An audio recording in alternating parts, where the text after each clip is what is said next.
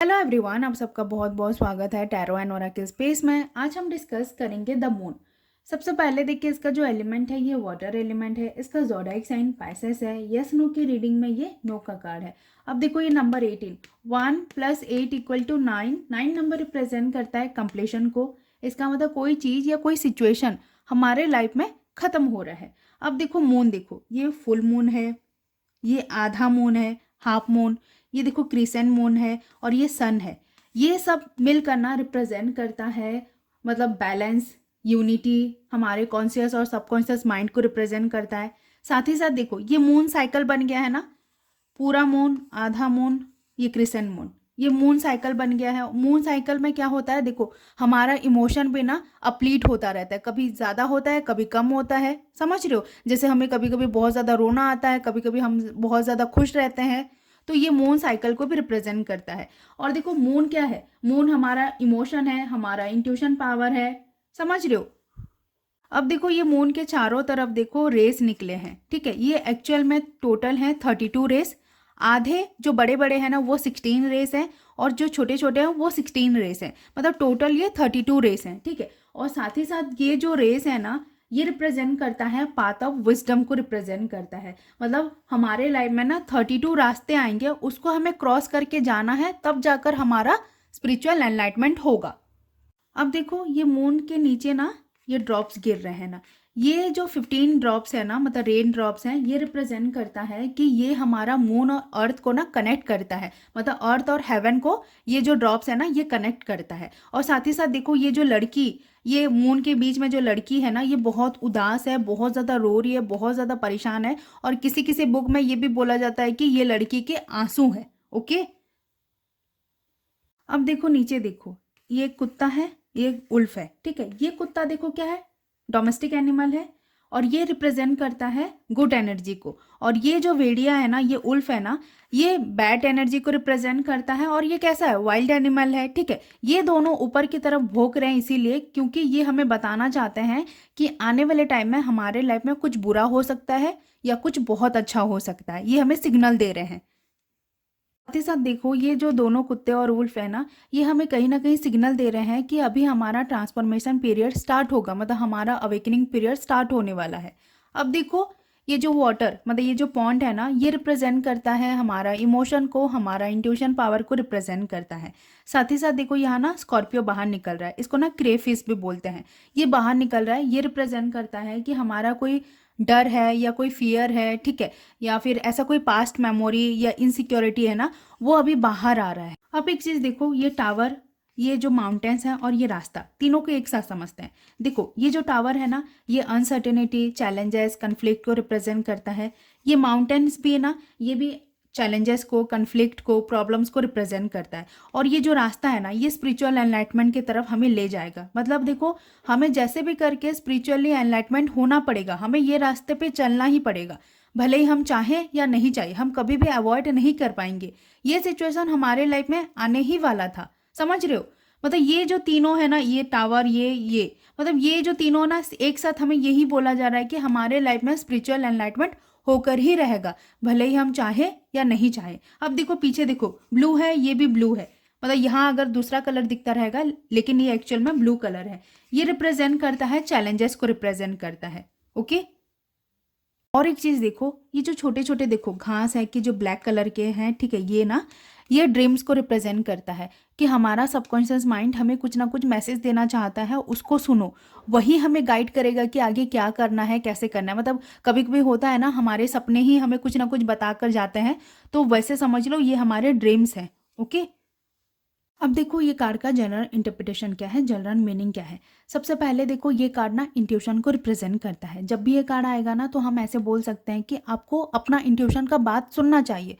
आपका इंट्यूशन ही आपको गाइड करेगा कि आपको आगे क्या करना है, कैसे करना है। यही ऐसा समझ लो कि आपका इंट्यूशन ही ना आपका गाइड है। ओके, साथ ही साथ देखो ये कार्ड ना इल्यूजन, धोखा को भी रिप्रेजेंट करता है। इसका मतलब ये है कि कोई एक ऐसा पर्सन या कोई एक ऐसा सिचुएशन जैसा दिख रहा है ना, वो एक्चुअल में वैसा नहीं है, ठीक है। मतलब उसका जो ट्रू कलर है या फिर उसका जो रियल फेस है ना, अभी आपके सामने नहीं आया है। साथ ही साथ देखो यहाँ ऐसा बोला जा रहा है कि जब भी आप ऐसा सिचुएशन में फंसे हो कि आपको ऐसा लग रहा है कि ये जो सिचुएशन जो हो रहा है ना, एक्चुअल में ये ऐसा नहीं हो रहा है, कुछ और ही हो रहा है, तो यहाँ आपको ऐसा बोला जा रहा है कि अपना इंट्यूशन का बात सुनो, आपका इंट्यूशन ही आपको गाइड करेगा। और कभी भी ये कार्ड किसी पर्सन के लिए आएगा ना, तो आप ऐसा समझ जाओ कि वो पर्सन ना अपना अभी तक रियल फेस आपको नहीं दिखाया है। तो आपका इंट्यूशन अगर आपको कुछ बोलना चाह रहा है ना, तो उसका बात सुनो, अपना इंट्यूशन का बात सुनो आप। साथ ही साथ देखो जब भी ये कार्ड आएगा ना, तो हम ऐसे बोल सकते हैं कि आपका सबकॉन्शियस माइंड ना आपको कुछ ना कुछ बताना चाहता है। कैसे बताएगा? आपके सपने के थ्रू, आपके ड्रीम्स के थ्रू आपको कुछ ना कुछ बताना चाहता है। साथ ही साथ देखो ये कार्ड ना anxiety, depression, mood swing, insecurity को रिप्रेजेंट करता है। जब भी ये कार्ड आएगा ना, तो हम ऐसे बोल सकते हैं कि आपका कोई डर आपके सामने आएगा, आपका कोई इनसिक्योरिटी आपके सामने आएगा। साथ ही साथ इस टाइम पीरियड पे ना आप बहुत ज़्यादा परेशान रहोगे, कोई चीज़ को लेकर या कोई पर्सन को लेकर बहुत ज़्यादा परेशान रहोगे। और एडवाइस के तौर पे हम ऐसे बोल सकते हैं कि जो भी चीज़ आपको अंदर से खाया जा रहा है ना, उसको लेट गो करने का ट्राई करो। कैसे लेट गो करोगे? देखो मेडिटेशन के थ्रू आप लेट गो करोगे, चैंटिंग के थ्रू आप लेट गो करोगे।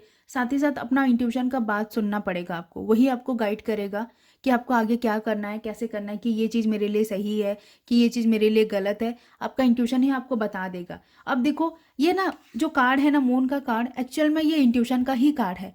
बस ये कार्ड जब भी आ जाएगा ना, तो ऐसा समझ जाओ, अपने क्लाइंट को बस ये बोल दो कि अपना इंट्यूशन का बात सुनो। आपका गट फीलिंग ही आपको बता देगा कि कौन पर्सन सही है, कौन पर्सन गलत है, कौन सा चीज़ आपके लिए सही है, कौन सा चीज़ आपके लिए गलत है। समझ रहे हो? साथ ही साथ देखो जब भी ये कार्ड मनी, बिजनेस, करियर में आएगा, तब हम कैसे रेट करेंगे। सबसे पहला पॉइंट, आप अपने क्लाइंट को बोल सकते हो कि आप ना अपने काम को लेकर ना बहुत ज़्यादा सोच रहे हो, बहुत ज़्यादा डाउट कर रहे हो।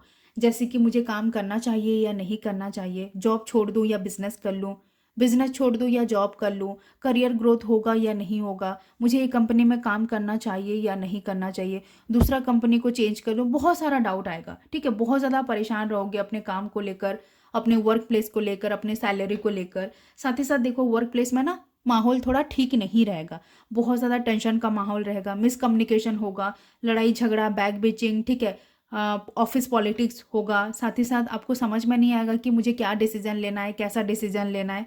तो यहाँ ऐसा बोला जा रहा है कि अपना इंट्यूशन का बात सुनो, आपका इंट्यूशन ही आपको गाइड करेगा कि आपको आगे क्या करना चाहिए। और ये टाइम पीरियड पे ना ऐसा समझ जाओ कि आपको किसी के ऊपर भरोसा नहीं करना है, किसी को अपना बात शेयर नहीं करना है। सोच समझ के ना लोगों के ऊपर भरोसा करो, हर किसी के ऊपर आपको भरोसा नहीं करना है। किसको कितना बात बताना है, ये आपको जानना बहुत ज़्यादा ज़रूरी है। साथ ही साथ देखो पैसों के मामले में ना आपको ध्यान से खर्चा करना पड़ेगा, मतलब कहाँ मुझे खर्चा करना चाहिए, कहाँ मुझे खर्चा नहीं करना चाहिए। मतलब इस टाइम पीरियड पे ना अपने पॉकेट को ना थोड़ा टाइट रखो। अब देखो जब भी ये कार्ड ना हेल्थ की रीडिंग में आएगा, तब हम कैसे रेट करेंगे। ये कार्ड देखो एंग्जाइटी, डिप्रेशन, मूड स्विंग को रिप्रेजेंट करता है। देखो यहाँ ऐसा बोला जा रहा है कि आपका बॉडी क्या आपको सिग्नल दे रहा है, मतलब कोई बीमारी होने से पहले जो हम लोग को सिम्टम्स होता है ना, उसको हमें देखना है, ठीक है। मतलब हमारा बॉडी क्या सिम्टम्स दिखा रहा है, और उसी हिसाब से अगर आपको लग रहा है कि हाँ मेरा बॉडी तप रहा है या हेडेक हो रहा है, तो उसी हिसाब से ना आप जाओ डॉक्टर को बोलो कि मुझे ऐसा ऐसा हो रहा है। मतलब जो भी सिम्टम्स हो रहा है ना, उसको पकड़ने का ट्राई करो और डॉक्टर को बताओ, उसी हिसाब से ना आपका ट्रीटमेंट होगा। अगर आपका बॉडी कुछ और ही सिग्नल दे रहा है और आप डॉक्टर को जाकर कुछ और बता रहे हो ना, तो इससे क्या हो जाएगा ना, आपका हेल्थ तो सुधरेगा नहीं बल्कि और ज़्यादा बिगड़ जाएगा। मतलब देखो आपका जो भी बॉडी सिग्नल दे रहा है, जो भी सिम्टम्स बता रहा है ना, उसको इग्नोर मत करो, ठीक है। अब देखो जब भी ये कार्ड ना स्पिरिचुअलिटी में आएगा, तब हम कैसे रीड करेंगे। जब भी ये कार्ड आएगा ना, तो हमें ऐसा बोला जा रहा है कि आपको आपका इंट्यूशन का बात सुनना चाहिए, और आपका इंट्यूशन पावर कैसे इंक्रीज होगा ना, उस पर आपको ध्यान देना चाहिए। मतलब जैसे चैंटिंग करके, मेडिटेशन करके, इससे आपका इंट्यूशन पावर इंप्रूव होगा। साथ ही साथ ये कार्ड हमें ऐसे बोलता है कि आपको अपने सपनों के ऊपर ना थोड़ा ध्यान देना चाहिए। कहीं ना कहीं आपके जो सपने हैं, आपके जो ड्रीम्स हैं ना, वो आपको कुछ ना कुछ इंपॉर्टेंट मैसेज देना चाहते हैं। ओके। अब देखो जब भी एक लव रिलेशनशिप में आएगा, तब हम कैसे रेट करेंगे। सबसे पहला पॉइंट देखिए, रिलेशनशिप में आइदर आप या फिर आपके पार्टनर या दोनों, ठीक है, ये दोनों में से कोई एक जन ना रिलेशनशिप में बहुत ज़्यादा इनसिक्योर फील करते रहेंगे, ठीक है। उनको ऐसा लग रहा होगा कि रिलेशनशिप में ना कुछ भी सही नहीं चल रहा है, उनका पार्टनर उनको धोखा दे रहा है, चीट कर रहा है, या फिर ऐसा लगेगा कि रिलेशनशिप में ना मतलब जैसा दिख रहा है ना, वैसा कुछ भी नहीं हो रहा है। साथ ही साथ देखो रिलेशनशिप में ना बहुत ज़्यादा लड़ाई झगड़ा होगा, बहुत ज़्यादा कन्फ्लिक्ट होगा, मिसकम्युनिकेशन होगा। मतलब साथ ही साथ देखो यहाँ ना दोनों में से कोई एक पर्सन ना जैसा दिख रहा है ना वो एक्चुअल में वैसा नहीं रहेगा। देखो इसके साथ साथ ना अगर कोई स्वॉर्ड्स का कार्ड आ जाएगा ना तो ऐसा समझ जाओ कि थर्ड पर्सन इन्वॉल्व है, या जो आपका जो पर्सन है ना वो चीट कर रहा है, वो आपको धोखा दे रहा है, मतलब वो एक्चुअल में जैसा है ना वो आपको वैसा नहीं दिखा रहा है। समझ रहे हो बात को? तो यहाँ ऐसा बोला जा रहा है कि अपना इंट्यूशन का बात सुनो, आपका इंट्यूशन ही आपको गाइड करेगा कि आपको आगे क्या करना है। ठीक है, कोई भी डिसीजन आपको सडन नहीं लेना है, सोच समझ कर आपको डिसीजन लेना है। ठीक है, जल्दबाजी में आपको कोई भी डिसीजन नहीं लेना है। ये कार्ड ना एक नेगेटिव कार्ड है, लेकिन ये कार्ड हमें गाइड करता है कि हमें हमारा इंट्यूशन का बात सुनना है। साथ ही साथ देखो हमें साइड वाला भी कार्ड रीड करना है। जैसे मैं आपको बोली कि स्वॉर्ड्स का कार्ड देखना है, अगर 3 ऑफ स्वॉर्ड्स आ जाएगा तो ऐसा समझ जाओ कि थर्ड पार्टी इन्वॉल्वमेंट है। अगर 10 ऑफ स्वॉर्ड्स आ जाएगा तो ऐसा समझ जाओ कि आपका पार्टनर अभी रिलेशनशिप में नहीं रहना चाहता है, वो मतलब रिलेशनशिप से भागना चाहता है। इसके साथ देखो 9 ऑफ स्वॉर्ड्स आ जाएगा ना तो कंफर्म हो जाओ कि आपके पार्टनर ना आपको कुछ ना कुछ ज़रूर छुपा रहा है। ठीक है, ये कार्ड अगर सिंगल भी आ जाएगा ना तो ऐसा समझ जाओ कि आपका पार्टनर आपसे कुछ ना कुछ छुपा रहा है। लेकिन अगर इसके साथ 9 ऑफ स्वॉर्ड्स आ जाएगा ना तो आप कंफर्म हो जाओ कि आपका पार्टनर डेफिनेटली आपसे कुछ ना कुछ छुपा रहा है।